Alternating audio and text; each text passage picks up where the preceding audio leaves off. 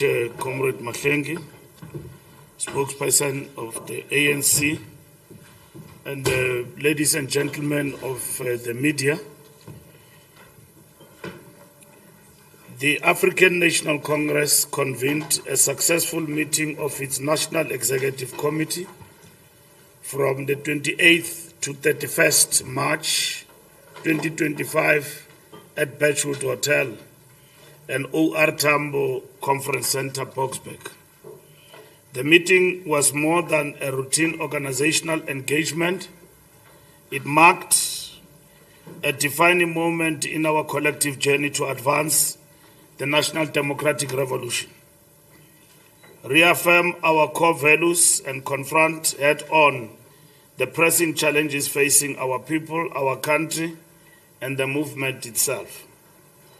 As we commemorate the 70th anniversary of the Freedom Charter and the historic legacy of SACTU, predecessor of our ally COSATU, we do so with a clear understanding of the sacrifices made for our freedom.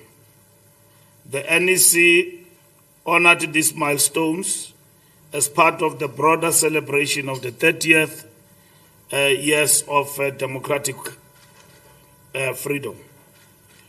The Freedom Charter remains our guiding set of aspirational principles as a nation, constantly reminding us that South Africa belongs to all who live in it, black and white, and that the people must govern, and that there is no government that can claim authority unless it is based on the will of the people. The upcoming national dialogue will build on this legacy by placing at the center our political project of national unity, economic transformation, and the consolidation of democracy. The ANC discussed the issue of gender-based violence and femicide, which has been characterized as the second pandemic by the President of the Republic.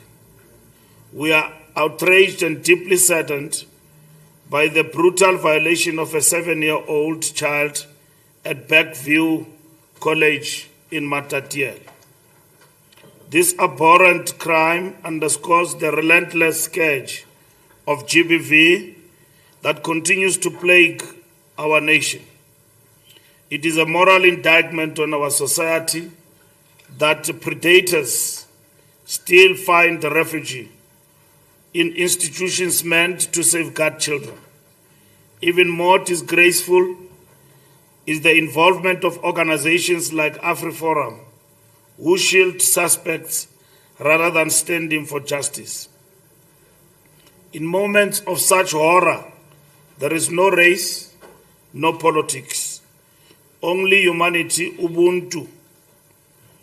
We demand the arrest and prosecution of all involved and call on the police for swift, thorough action. Enough is enough. We will not rest until every woman and child in South Africa is safe from such despicable acts. And we are very happy that South Africa, black and white, have stood together in denouncing and this callous act. We call on all ANC structures led by the ANC Women's League, including all progressive organs of civil society, to intensify and sustain the support for 7-year-old Kwekwe. We commend the ANC Women's League for its determined and principled leadership and mobilizing our communities to say enough is enough. Justice for Kwekwe is not only about securing accountability, it is also a call to action against a system and a culture that continues to fail women daily. It is a reaffirmation of our collective duty to build a society where survivors are heard, protected, and supported, and where perpetrators face full might of the law. We urge faith-based organizations, youth formations, community leaders, trade unions, and every South African to rally behind this cause. Let us turn our outrage into organized action. Let us, through sustained mobilization, that GBV has no place in our homes, schools, workplaces, or communities. On organizational renewal and strengthening of structures, the NEC reaffirmed that the renewal of the ANC is urgent. Ongoing task is an urgent, ongoing task. Renewal is not cosmetic. It is a radical overhaul of how we lead, organize, and serve. It means uprooting the culture of complacency, factionalism, and gatekeeping, and replacing it with a disciplined, accountable, and activist movement. Our members must be the first line of defense against corruption and the leading voices for development and unity in their communities. The successful launch of our Smart membership card marks a historic leap in modernizing the ANC, not just as an administrative tool, but as a weapon of empowerment and integrity. It returns the ANC to the hands of its members and marks the end of gatekeeping and fraudulent practices. Political education is the foundation of our renewal. The NEC resolved that no branch or conference may proceed without members having completed the political education foundation course. The successful completion of the foundation course is now part of the qualifying criteria for attending conferences and standing for leadership election. We are building a new generation of cadres who are grounded, ideologically clear, and ready to lead transformation. The NEC is emboldened by the commitment and progress made by our members and structures towards organizational renewal. We acknowledge the hard work and dedication of our members who are central to the life of our organization. We recognize that renewal is not merely an internal process and that it must also mean the renewal of our state and society. A movement to galvanize our branches, enhance collective activism, and restore the people's trust in our movement. Our efforts, our focus is to strengthen the capacity of our branches, to serve the communities where they exist in as repositories of service and hope. Our branches must be the heartbeat of our great movement, connecting its very soul with the people to ensure the ANC remains the sharpest weapon in their hands against poverty, unemployment, and inequality. We must equip our branches to represent the people's voice, their challenges, aspirations, and dreams. On restructuring NEC subcommittees and strengthening subcommittees and provincial deployments, the NEC resolved to implement the rotation principle in the National Executive Committee deployments to provinces, alongside the alignment of membership following the national and provincial elections. These adjustments aim to enhance efficiency, strengthen organizational structures, and ensure seamless coordination between the ANC and government structures.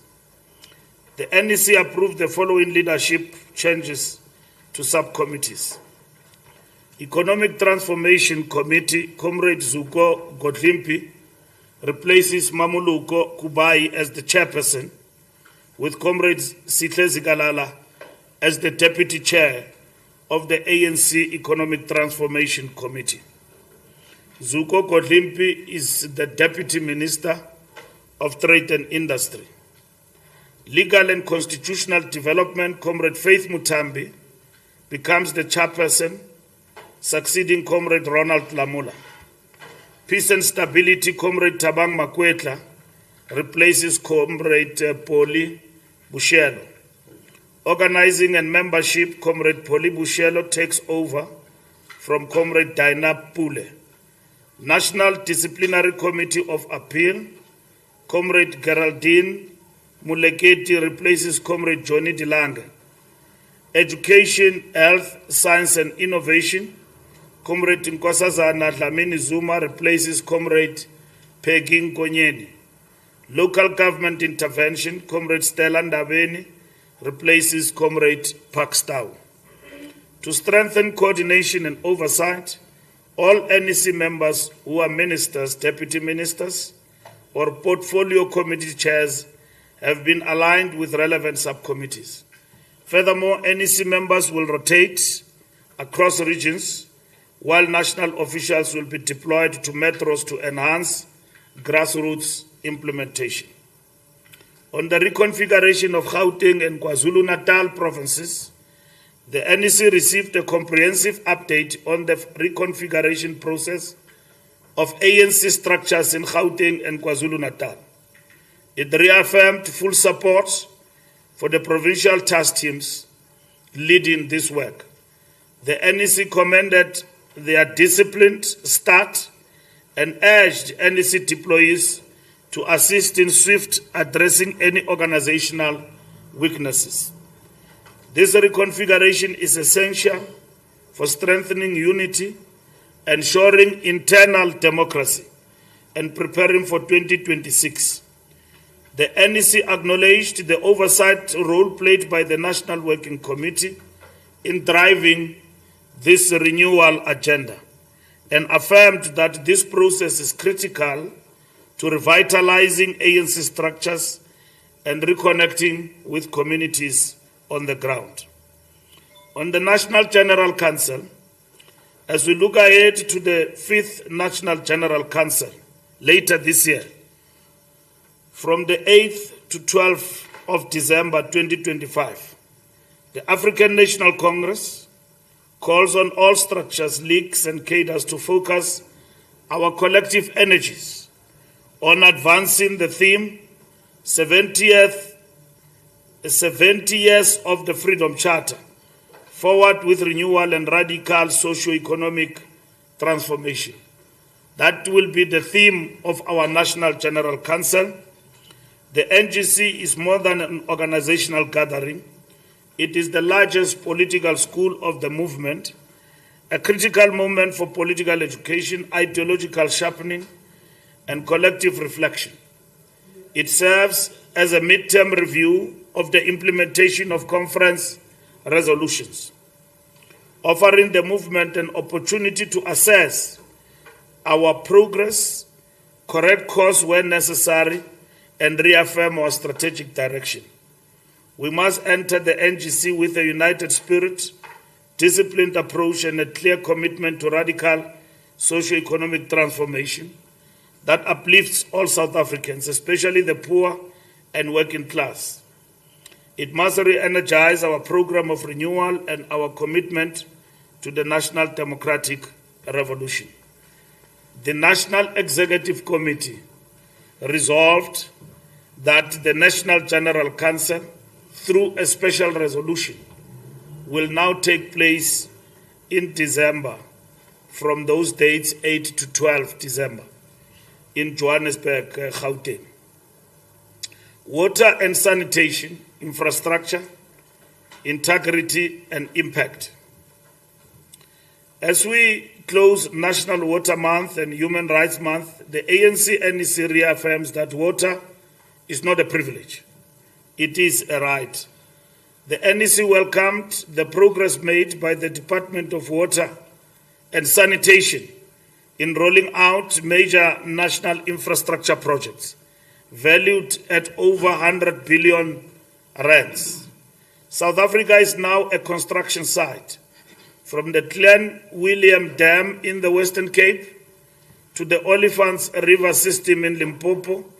Each project affirms our people's fundamental right to live with dignity. However, the NEC also identified a dangerous enemy to development, the sabotage of infrastructure by criminal networks, including the water tankering and construction mafia. These actors have turned basic human rights into profit-driven rackets, deliberately collapsing infrastructure to justify unsustainable outsourcing. The NEC declares these forces enemies of development and affirms that their actions are an attack on the Constitution, on the ANC government, and on our people. We reaffirm our full support for reforms being undertaken, including the Water Services Amendment Bill, the move to ring-fenced utility models, and the overhaul of the grant funding and municipal management system.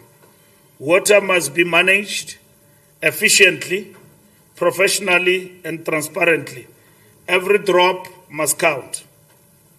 On local government, the NEC received and endorsed the outcomes of the Local Government Intervention Task Team.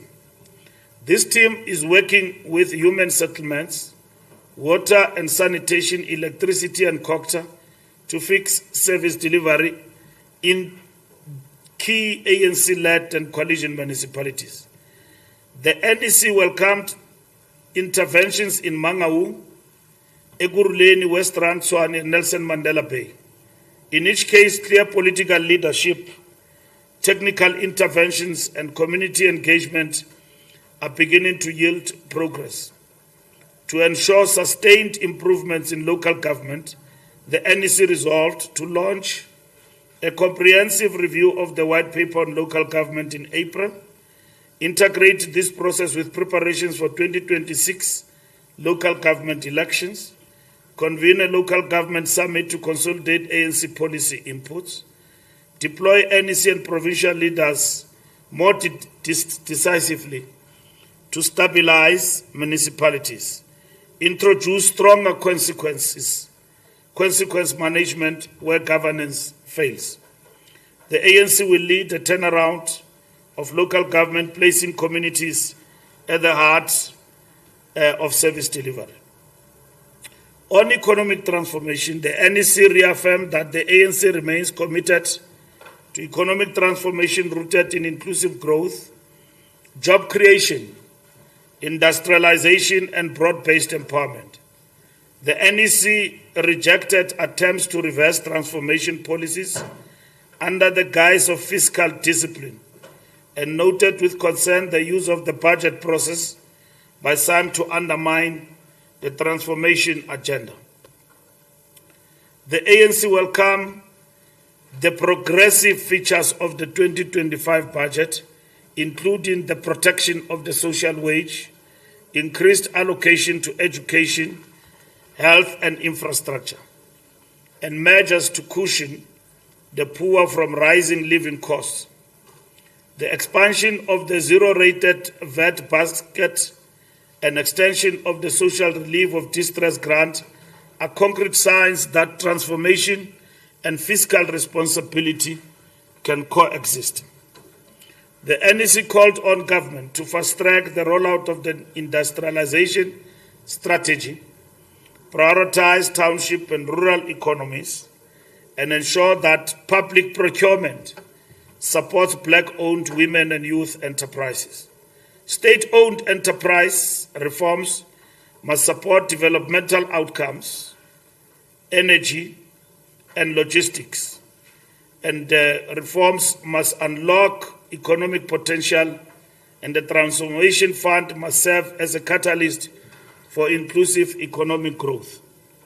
When it comes to the budget impasse and deadlock, the NEC have mandated the national officials to continue engagement and led by the Secretary General and the teams which report to him and the officials, the SG, to continue engagement with the political parties. As you know, we have a team that has been engaging with political parties in the National Assembly up until late last night and to early hours of this morning, engaging on matters of the budget, primarily with all partners in the government of national unity, in Parliament, even those that are not part of the government of national unity. We recognize the fact that the conditions under which we operate in are not the same as before. We are now operating under the conditions of power sharing in what we characterize as government of national unity. And there have been issues among GNU parties around the issue of VAT, and as well as those who are outside.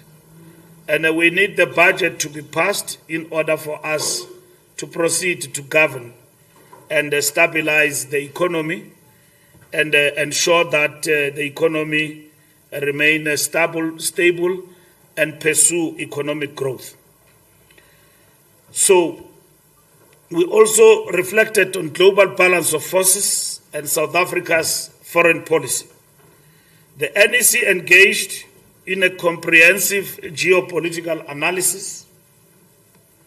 It reaffirmed that South Africa's non-aligned foreign policy and commitment to a multipolar world that respects sovereignty, promotes peace and advances the developmental agenda of the global South. The ANC condemned attempts to manipulate South Africa's domestic affairs through think tanks, economic threats, and political blackmail. South Africa's democracy, foreign policy, and transformation agenda cannot be dictated by external factors. The NEC welcomes South Africa's upcoming presidency of the G20 and reaffirmed that the country must champion inclusive economic development, African industrialization, and reform of global governance institutions.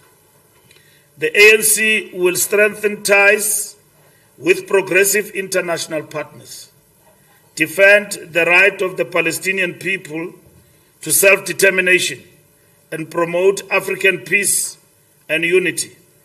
The NEC welcomed efforts to stabilize the DRC and reaffirmed South Africa's commitment to post-conflict reconstruction. The task before us are formidable as the ANC. We will strengthen our efforts with SADC, the African Union, BRICS, the G20, and other regional organizations and multilateral bodies to yield tangible outcomes for South Africans and our continent at large. We will continue to enhance African unity, reversing economic dependency and neutralizing the influence of external forces, seeking only to extract and exploit our resources. We remain committed to peaceful resolution of conflicts in Cabo Delgado, Mozambique, Eastern DRC, and the Sahel region, among others. The ANC is concerned about the resurgence of hostilities in the Horn of Africa and remains committed to the ongoing peace-building processes. Solidarity campaigns with Western Sahara, Cuba, and Palestine remain a priority. Ultimately, our commitment to a more just, inclusive, and equitable global community demands that we stand resolute against the new scramble for Africa. The ANC holds firm in its principle of progressive internationalism, which includes non-racialism, Pan-Africanism, anti-colonialism, and anti-imperialism. The respect for human rights and the rule of law, as well as international solidarity. Since our formation in 1912, the ANC has always emphasized the importance of dialogue in resolving differences. However, while we remain engaged and committed to diplomacy and mutually beneficial relations, our humility should not be equated to weakness. In conclusion, the NEC reaffirms that the ANC is the is an important political force capable of uniting our nation and driving inclusive transformation. We are renewing our movement, revitalizing local government, expanding access to basic services, and confronting the enemies of progress. The path ahead demands courage, discipline, and collective resolve. We will walk this journey with the people, guided by the spirit of the Freedom Charter and committed to a better life for all. Thank you.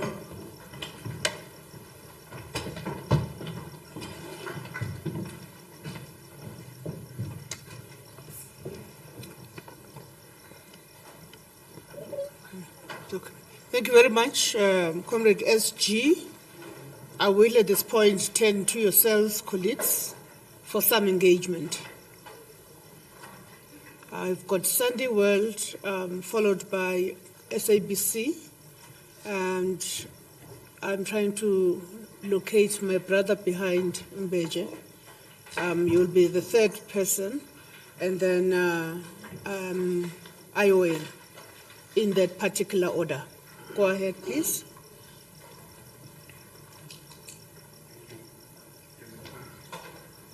Thanks. Good morning, SG and Mrs. McLean and colleagues. I have a little no questions, but I'll fire them all in case there's no signal. But I'll be succinct as far as I can. Number one, SG is related but not related.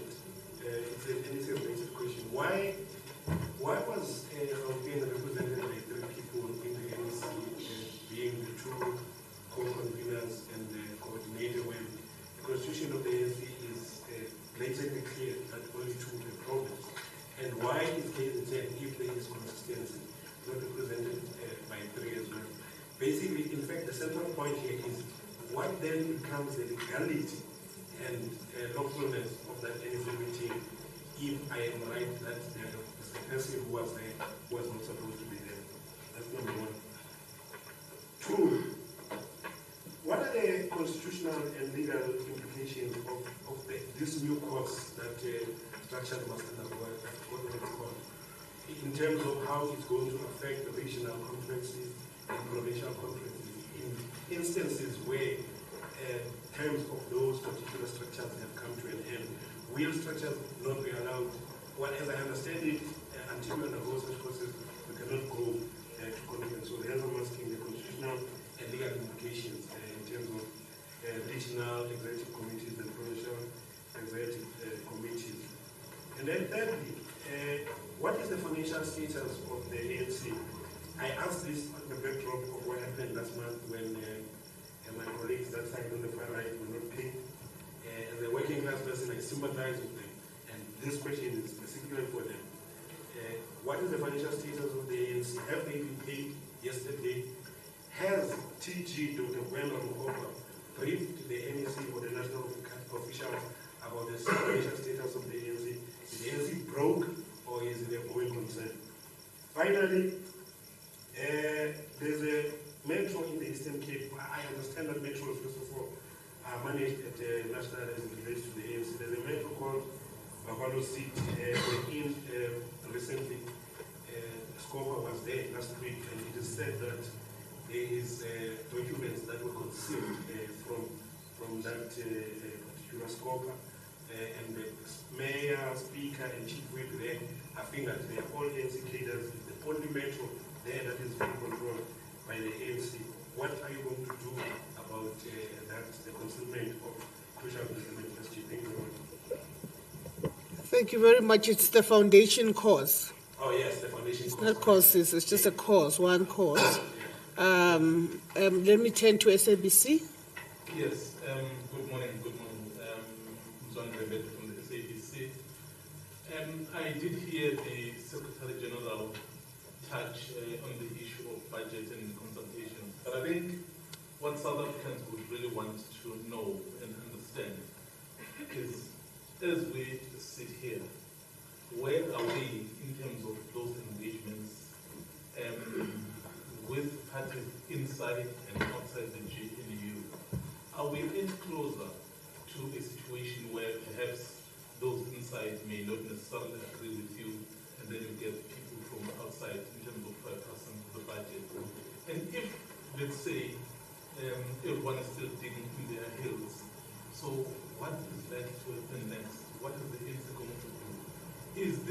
somehow putting the future of the GNU under some sort of, maybe threat is too big a word, but maybe they use it because they don't have the substitute for it. So, is there any possibility in the not so distant future of a possible reconstitution of the government of national unity? Thank you very much. I turn to the back and then IOL.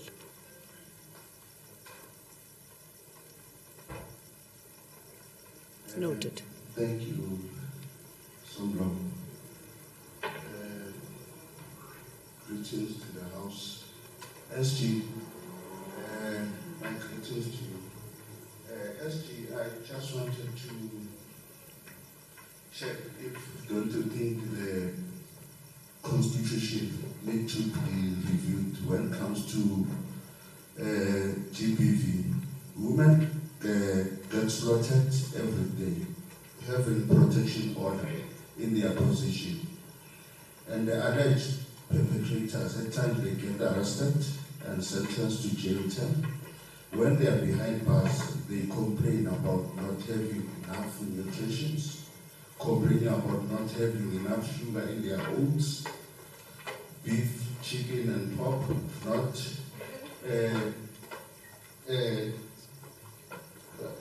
not being recognized as a human being when they are behind bars. While the affected Christian families, when those that have been arrested for killing their loved ones, they are affected, nothing has been said by the state. How do you entertain a boy who raped a 91-year-old and says when he gets arrested, goes to jail, he still have to enjoy his human rights? Thank you very much. Thank you very much. IOL.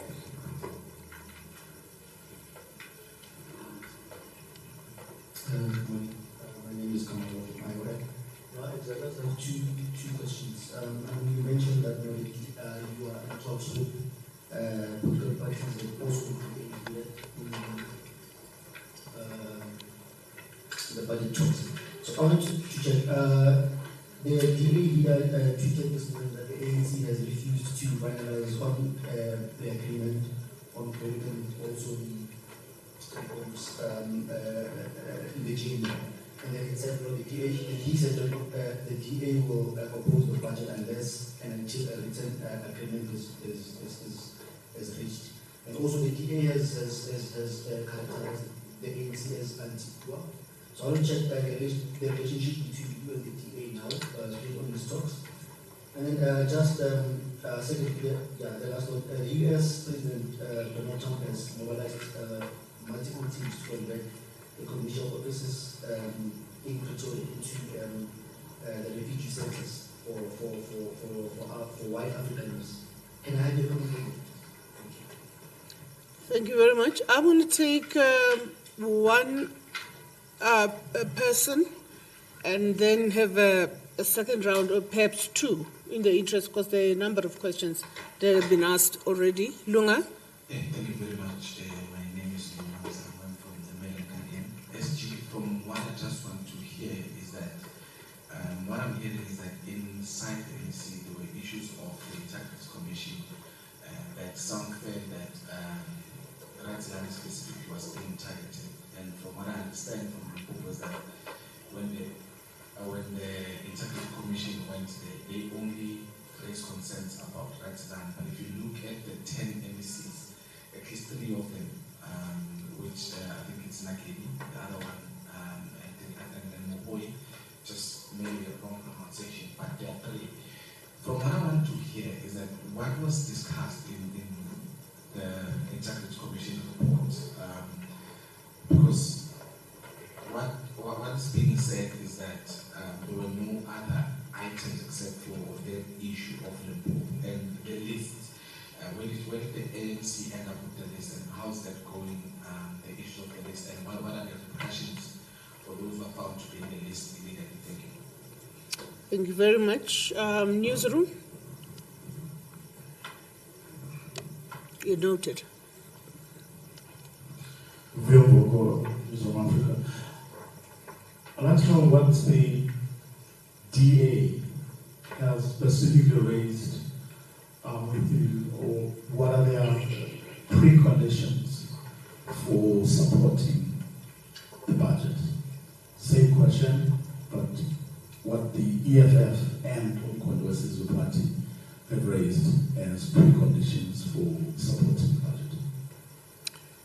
Thank you very much. Bestie, are you comfortable that I continue? Okay. ENCA? Thank you. Moloko here. Umkhulu was not my question. And I will ask another one nonetheless. That is a problem when you have Omkulu in this media briefing. Yeah, I just want to understand what for you as the ANC are you not willing to compromise in terms of the issues that were raised by the DA and other political parties? And how far have you gone in terms of compromising so far? Because the Secretary General has just said that you acknowledge that you are in a space where you are sharing power. How far have you gone into saying, we conceded on this, we compromised on this, and they are still not willing to accept on the other side? Thank you. Moluku. Thank you very much, Moluku. I will park it there for now and ask the SG to respond.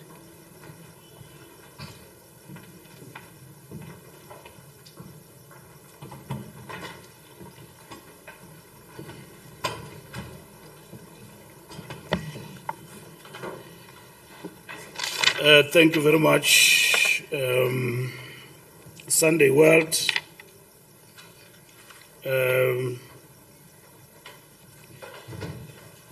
Gauteng, we've got co-conveners.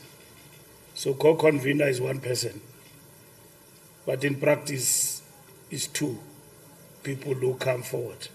So that is why they are invited in that status of an interim structure, which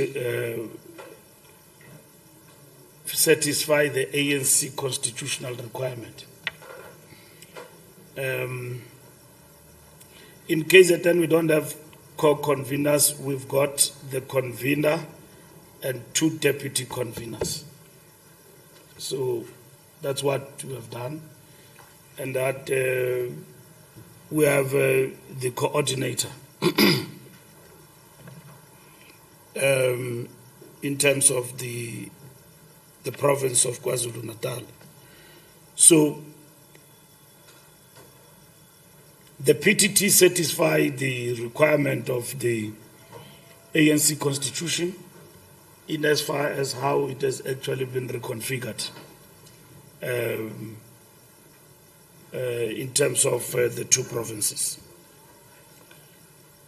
The foundational course is mandatory. In terms of political education, it is mandatory that all our structures must have undergone this foundational course. So if you don't undergo foundational course, it means you will not have your conference at the regional level, at the branch level, and at the national level. That's what will happen. So foundational course is part and parcel of the conference resolutions of the ANC in terms of renewal. In terms of those resolutions of conference, it says that all new members, structures and leadership structures must undergo induction and political education as a compulsory measure in all the structures of the organization. So we've adopted the foundational course, in which all of us, before you get elected, you must have undergone that. Even the NEC current is going to undergo the foundational course. All our PDCs have undergone foundational course. Regions must undergo foundational course before and after. If somebody were to legally use this, that certain structures did not undergo, and as a result, we are in violation. In terms of legality, has got no legal standing. But from a political point of view, we've got measures to enforce it. It means the Secretary General, as the person who signs off on the branches and everybody that they are in good standing, will then withdraw the standing of that structure up until they've undergone the foundational course. For instance, in the Northern Cape, they have been leading in terms of political education and OR Tambo School, but they've been lagging behind in the foundational course. We have instructed them to go back to run the foundational course because it's an important requirement. Throughout this weekend and going forward, and we have deployed as well in the Northern Cape, they've been doing this work of foundational course. So it's not a technical thing, it's a political requirement. We did get the report on the financial standing. We are not having a going concern or bankrupt. We do have financial challenges. It's not correct that people were not paid. They were paid, but not on the date of payment. We're running a huge bill as the ANC in terms of salary bill, and the challenge of being resourced and fundraising is ongoing. And that's what we have said, that we are not a rich political party, and we declare to the IEC religiously, we do. So we must not be questioned like we are dubious or we are a party that does not declare its fundraising and support. We declare religiously. It's there in the, but ANC is big. I've seen other political parties' offices, it's like a constituency office, but it's a national party.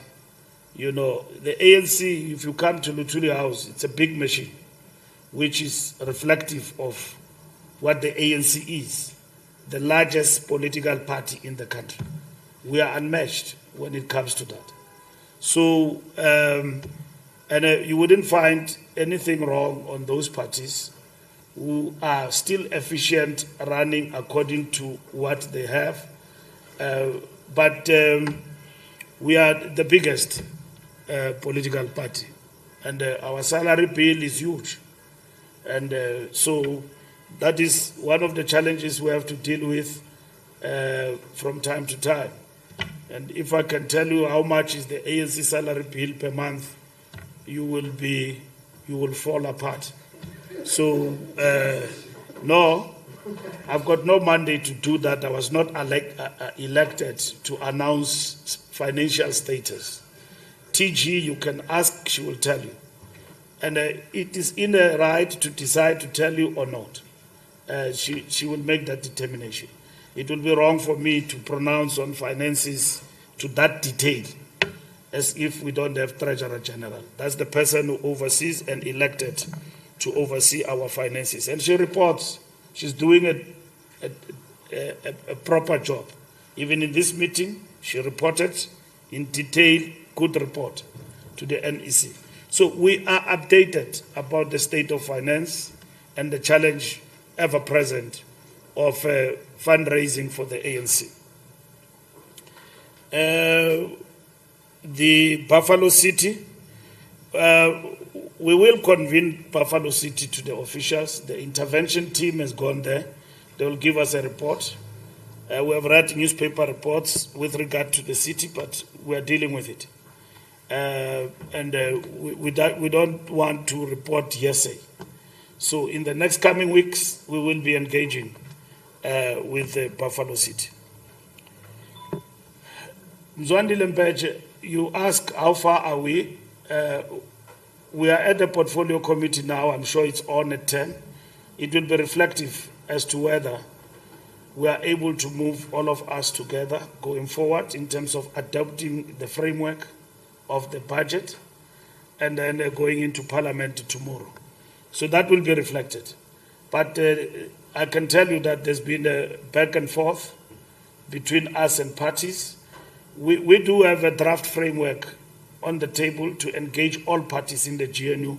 Having spoken to everybody, we think now there are bases for us to have an agreement with everyone, not only with the DA, but everybody in the GNU and even beyond those who agree with us.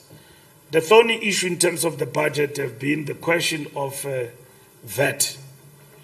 And we have always argued as the ANC that right from the onset, when Treasury came up with 2%, we did not agree. We did not agree, but we ran out of options in terms of what we need to do, except to cushion us to have a 0% intervention, which is not permanent. As our economic situation increases, it not increases, our economic situation is perfected. This 0% is not permanent, will be withdrawn. And then also, there's a whole lot of other things on the basket that are being addressed going forward. Even the spending, those issues, President put them long before us that they need to be addressed. The DA raises that particular issue. We say, but it has already been addressed. Some of the issues that have been addressed do not belong to the budget now. We need to engage on them, but people want agreement that there should be guarantees that these matters will be addressed, and so on. They raise issues of devolution and all of that. We are addressing the question of devolution in terms of government in the rail policy, and so on. There's been overzealousness to say that ANC have reached an agreement with the DA. We don't have an agreement. We have been engaging on their issues that they've put across. But to suggest that there is an agreement between us and them is not correct. We have been engaging everybody in the GNU, including the DA. DA have had a catalogue of issues, and they shift from time to time from one position to the other. And it's difficult when you are in negotiations and people leak to the media. And then there is Gulam and so on in the mix of negotiations. It now polarizes the negotiation. We need to pass the budget for the sake of South Africa, but at the same time, we need to be alive and talk to others. And that is what we are clear as the ANC. We are the largest party. We need to talk to others and all of that. It's not really concessions. It's about what has the minister presented before us. And that we think that does not address most of the concerns that people have raised in their political parties. So that's why we've been open with everyone and to engage. And we hope that we will find a solution with everyone and we'll be able to pass the budget and follow up on the concerns that other political parties, including those who are not in the GNU, have actually raised, which I think by early hours of this morning and late last night, in our engagement, I believe that we are moving close to each other. So that closeness will then be consolidated into an agreement because this is our first budget of the GNU that we need to pass. And then what that agreement will entail is going to be important for everyone to have an oversight of it and then agree on the way forward. If you engage with this process on the basis of political scoring, and then it may lead to situations where in which GNU itself at the ultimate, given the outcome, have to be reconfigured. The ANC is committed to the GNU with all its partners. but the majority of partners is very important in relation to this GNU. The ANC have got no intention where we've got Indoni Zembe ngesilungu, baniveka kuhlaba abantu. The ANC is not wielding an axe that we want to cut people in the GNU. They will cut themselves out and will proceed. And that's what is important. But at the end of the day, we are committed to the country, and we are very much confident that we will cross and with a major breakthrough sometime this week going forward. That's where we actually stand. But if people come with political agendas that they want to be seen to be doing things in a different manner, it will affect the GNU in the long term, and that's what we need to understand. But as the ANC, we have shown commitment. We are working with everybody, and to find a solution to the matters of the budget. I am not privy at the present moment to talk about the inner details of the negotiations. What other parties have raised with us and so on, it will be disingenuous on our part and negotiating in bad faith. You talk to people and then thereafter you call the press conference and announce who said what and all of that. So we are moving closer to one another and with a full understanding that we need to listen to one another going forward for the sake of the country. We engaged in this GNU, as I conclude, not for ourselves, but for national interest and putting people first. And that's what is important, that everyone need to then understand. The Constitution and the laws of the country have been strengthened. Now, if you get arrested and you are accused of rape, you are not entitled to bail. I think that's what is important. Whether we can do something even more beyond that, I think it is possible to do that. Where will women and our kids be safe? When they go to the crèche, your child can be raped. When they go to school, they are exposed and all of that. So these animals, the law must grind. So we fully agree with that. And it's important that we need to deal with them harshly in terms of the law. You see, when a person is sick, rape a 7-year-old, it's not a question of consciousness that you need to convert this person. It's an animal. There's nothing you can do about that. It's not a person who can rape a 7-year-old. That's not a human being. And that's why we say AfriForum goes and defends such people. Animals, raping 7-year-old. I mean, that is even beyond animals. I don't know. It's cannibalism.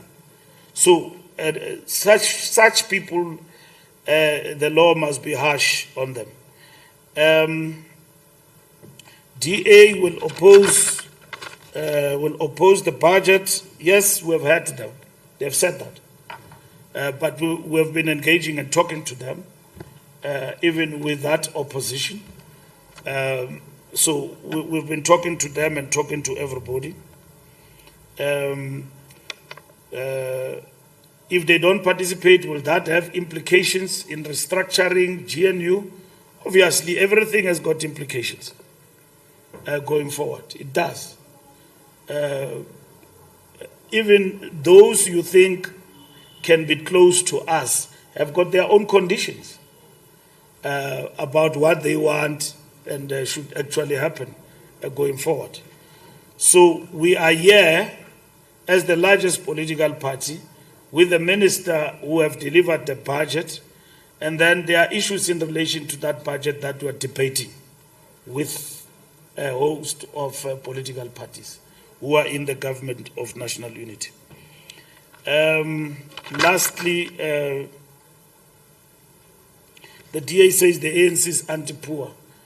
That's a joke. I mean, it's a fabrication that they have just concocted. They know why they are opposed to 0.5%. And they cannot be the ones who advocate for cushioning the poor and all of that. That's not the case. This is just political statement. They must come back to reality and engage with the ANC and everybody on real issues that we're confronted with.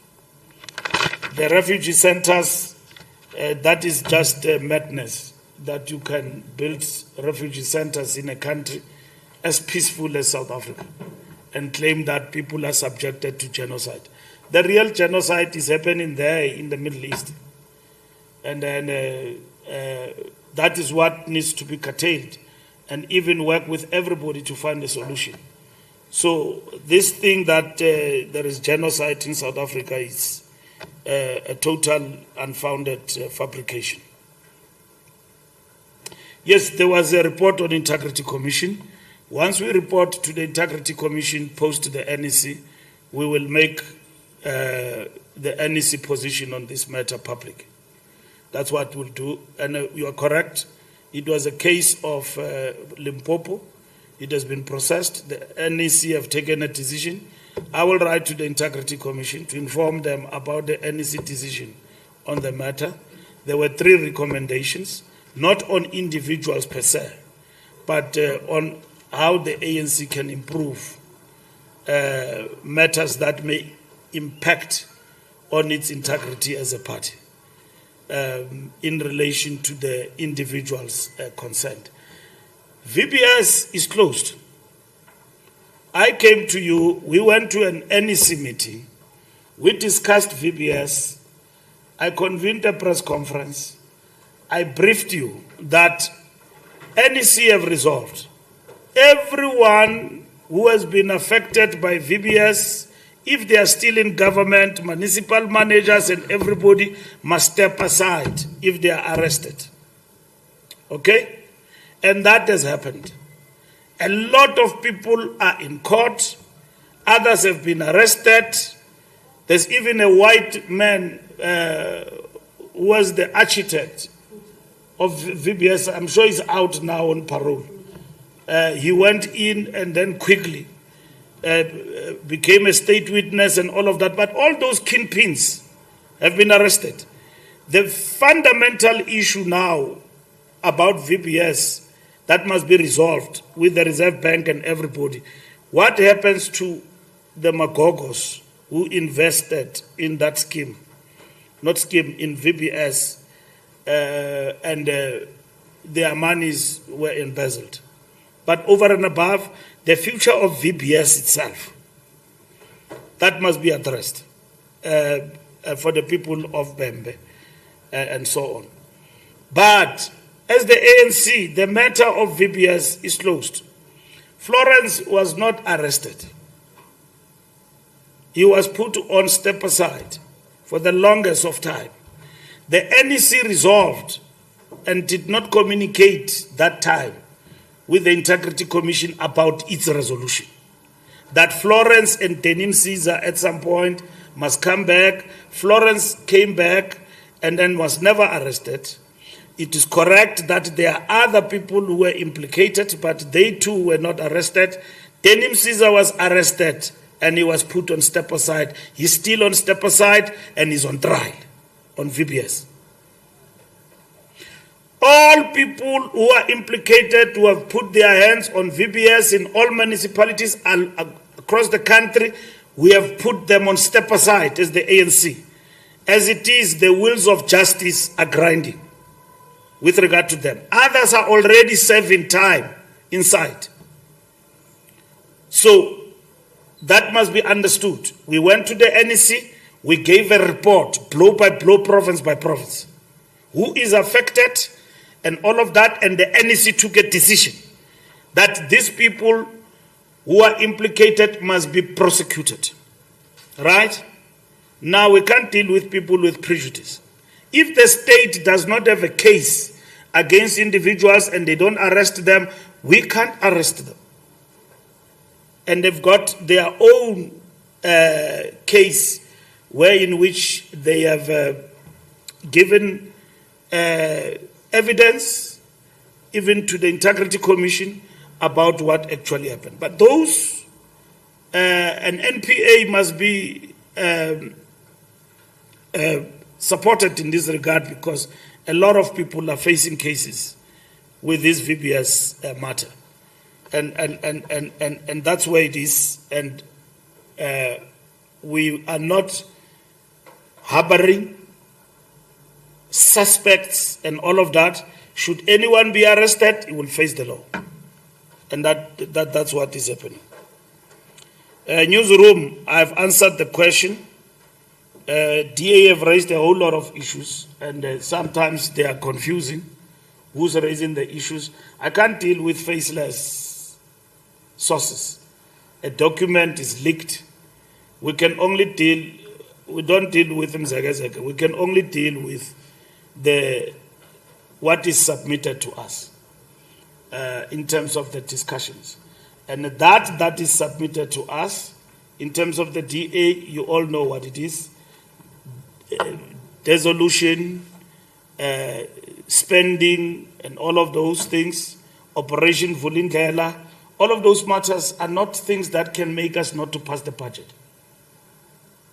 As the ANC, from where we stand, those are not the issues that can make us not to 0.5%. We move from 2% to 0.5%, but over and above that, this is not a permanent feature of our budget.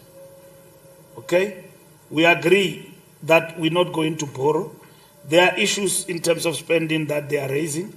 These are matters that we believe that should be discussed going forward between us and everyone going forward. What are ANC compromises? We agree with the budget, and there are issues with regard to VAT. That has become the major issue. And we have put across solutions in relation to what must happen around that. And we are dealing with that matter with everyone else in terms of this particular issue in the process of discussions and negotiations. There are parties who said to us it's a no-no. We will not support anything with VAT and so on. Now, you can't discuss with people who just come with one issue. And then the rest, you ask, where do you stand? There is no comprehensive position on their part, but we're talking to everyone. And we're confident that at the end of the day, the budget will pass. Thank you.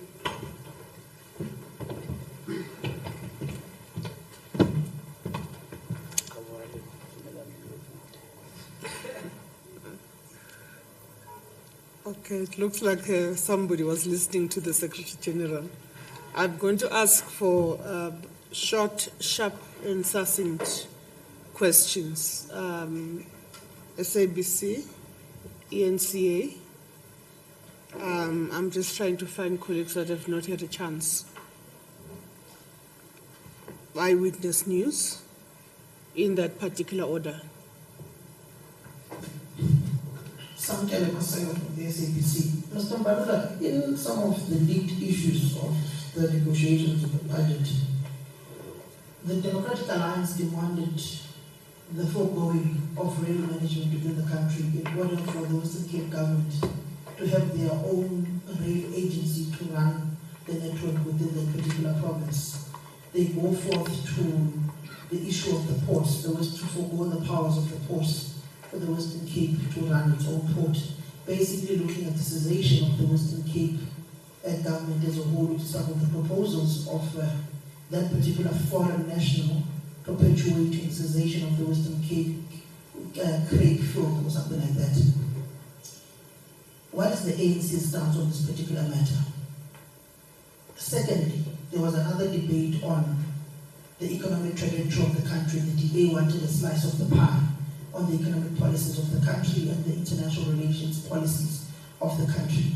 Were you willing to negotiate on these particular matters, or you said you can't forgo the economic policy and international relations policy, particularly with the hostility that is there with the United States of America at this point, the ICJ case, and knowing how the Democratic Alliance is allegedly close with the Israeli government, and the Ukrainians, knowing how Steenhuisen went to Ukraine. What were the non-negotiables of the ANC within these particular discussions? John Steenhuisen is meeting with President Ramaphosa as we speak at this point in time. What is the content of that meeting of Cyril Ramaphosa as President of the country and John Steenhuisen as leader of the Democratic Alliance? Are you looking at cutting ties with the DA, particularly noting that they are refusing to pass a budget that they are currently in the government of? Will you be working with people that are refusing to pass a budget with you? What is the logic in co-governing with people who don't want to pass a budget with you? Then lastly, on the issues pertaining to a Khalifa within the Free State, is he still the mayor? Is he on step aside? Thank you. Thank you very much. ENCA? All right, thanks. Moloko again. Just a quick one. Has the Democratic Alliance agreed to the 0.5% VAT increase in your negotiations with them? Secondly, on the reconfiguration of the alliance, was it discussed? And have you also had an opportunity to discuss the possibility of the South African Communist Party contesting next year's local government elections alone? And what was the position there? Thank you. Thank you very much. Let me come this side.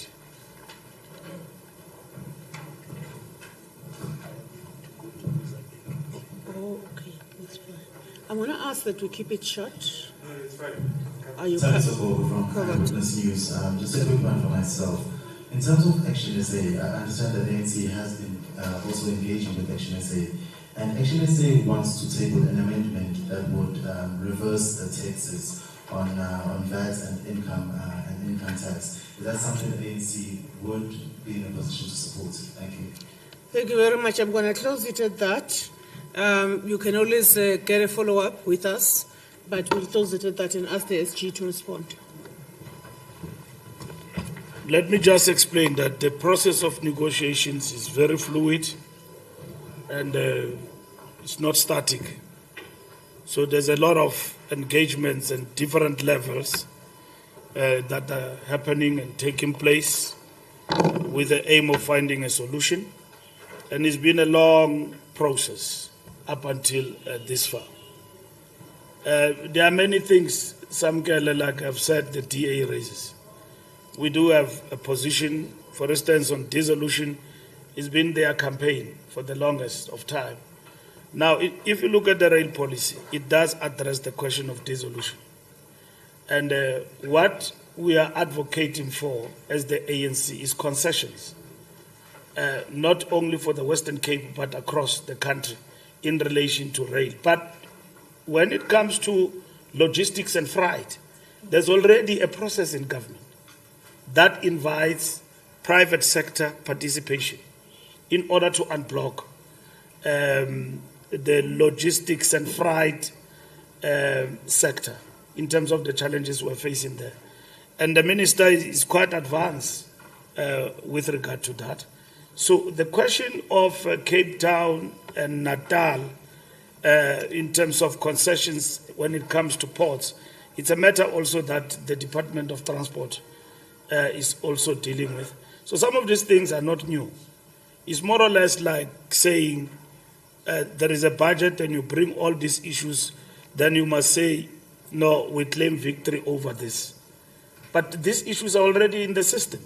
When you talk about the question of spending, for instance, review, President is already dealing with that question. And what the DA wants, for instance, in terms of Operation Vulindlela, is to take it and give it to a person who's not a minister to basically run with that. Yes, everybody must participate, but presidency leads with that. And it's a question of delegations, that you're taking what belongs to the minister and all of that. But we engage on these particular matters. We are all for economic growth.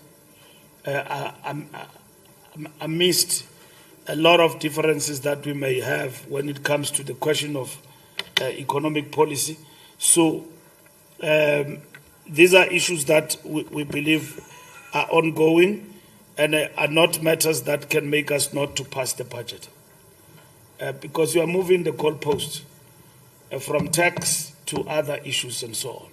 So we believe that there is a lot that can make us to move all of us together to cross. And I think the meeting with, you've got special ears of a special kind and eyes. You know that the president, as we are here, is meeting with John. You are very dynamic. I mean, but I will say that there is nothing wrong if the president engages with John on matters of national importance, with the aim of resolving the impasse on the question of the budget. So we are talking with the DA and everyone else. On the matter of Kalipa, we have taken that matter to ourselves as the officials. We are given a mandate in terms of that matter, and then we'll communicate duly to the Free State once the matter is processed in the system of the African National Congress, and will inform the structures. And that will be before end of the week.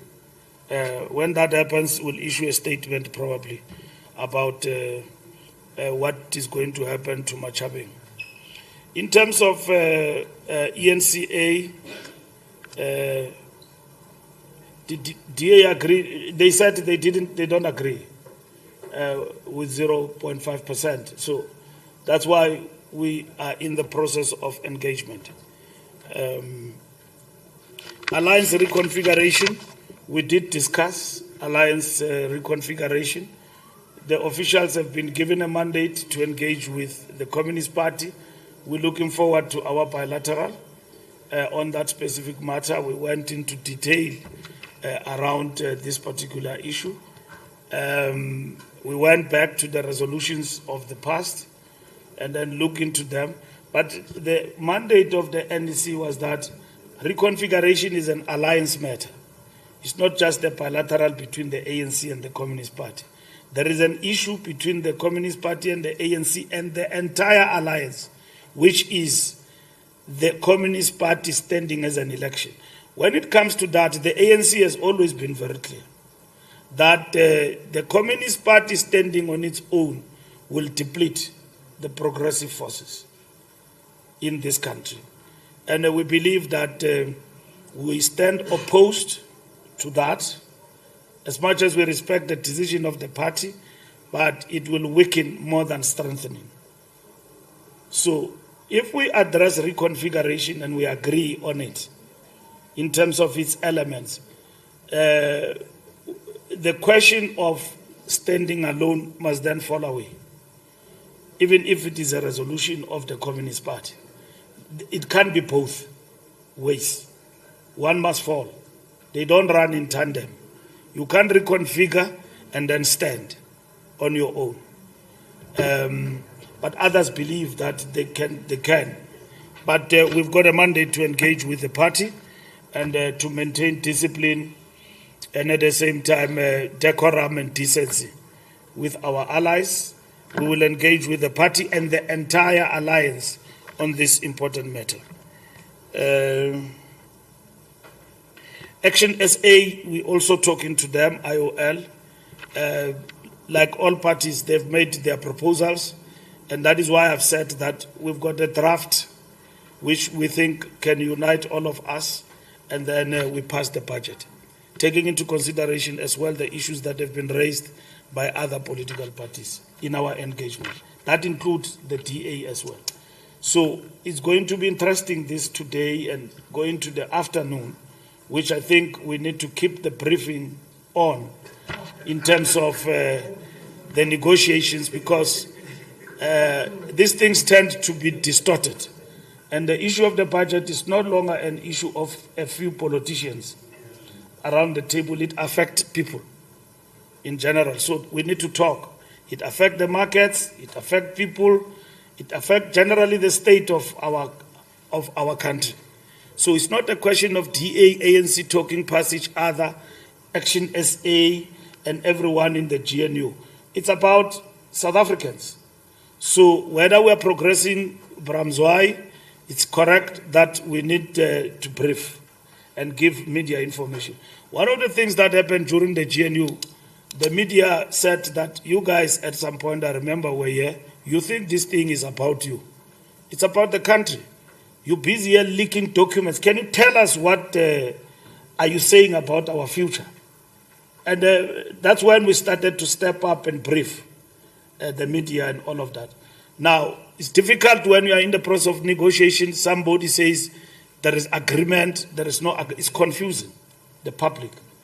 What I can tell you, family, is that from the side of the ANC, we've got the draft agreement, having engaged with everybody, that we will share with everybody in the GNU and see where it takes us to. I don't know, as I'm standing here, there is a portfolio committee that started at 10 o'clock. I don't know its result, what is going to tell us. But we believe that that portfolio committee will come close to agreeing on the framework, and all other outstanding matters will be handled before the sitting of the National Assembly. That's what we are looking at, including the DA issues that they believe would have not been addressed. We can attend to them as we approach the National Assembly, including all other political parties. Thank you very much.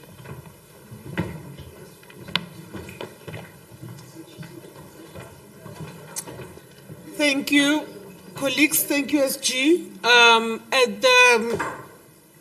As we close, just a slight reminder that today is the day in which the Secretary General of the ANC was born. Happy birthday to you. Happy birthday to you. Happy birthday to you. Happy birthday to you. Happy birthday to you. Happy birthday to you. Hip hip hooray! He's a jolly fellow. He's a jolly good fellow. He's a jolly good fellow. And so are all of us. So the speech is simple to the staff. I will ensure you get paid on time. Thank you very much. I was asking my baby, but I can't.